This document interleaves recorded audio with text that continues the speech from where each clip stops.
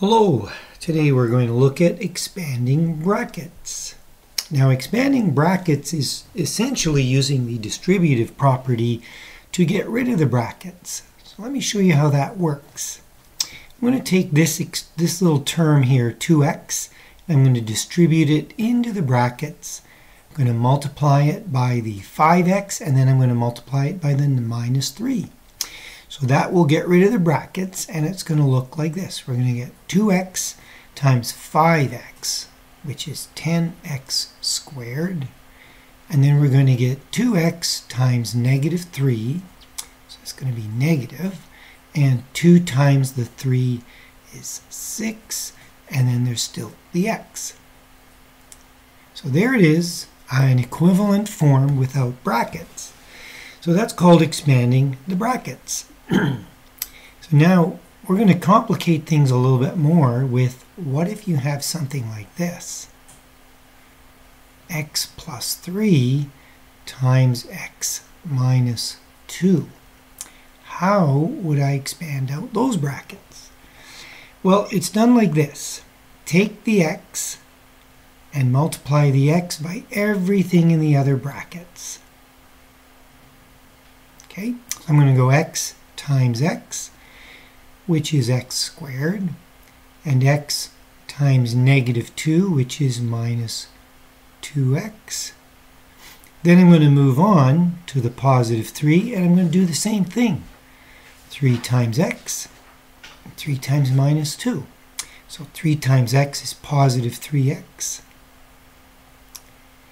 And 3 times minus 2 is minus 6. So we got rid of the brackets, but now I'm going to combine what is often called the middle term. These are like terms, so I'm going to put them together. So I'm going to have x squared, and these two together make positive 1x, and then minus 6. And that's my expanded, simplified answer. All right, let's clear the screen and do another example. So, in this one, I'm going to take 2x minus 5. I'm going to put squared. Okay? All right. Now, when you get one like this, it's really helpful to write out what's actually happening. In other words, what's actually being squared. It's this guy times itself. Now, all I got to do is expand out the brackets just like we did in the previous example.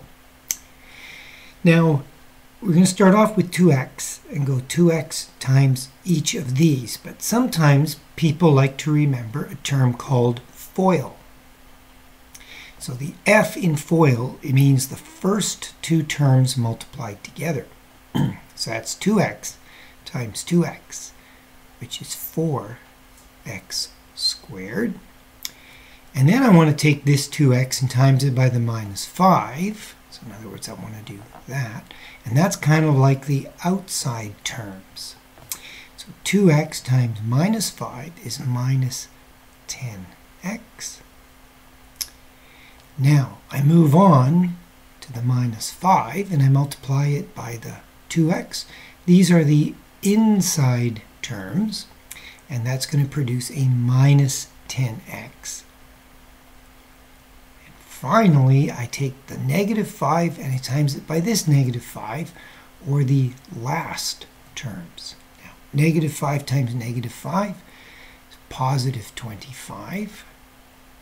So this is what foiling refers to. It's really just expanding the brackets. Now I'm going to put together these like terms in the middle and give my simplified answer. So they become minus 20x. And there it is. All done. With that, I'm going to stop for now. So we will talk to you later.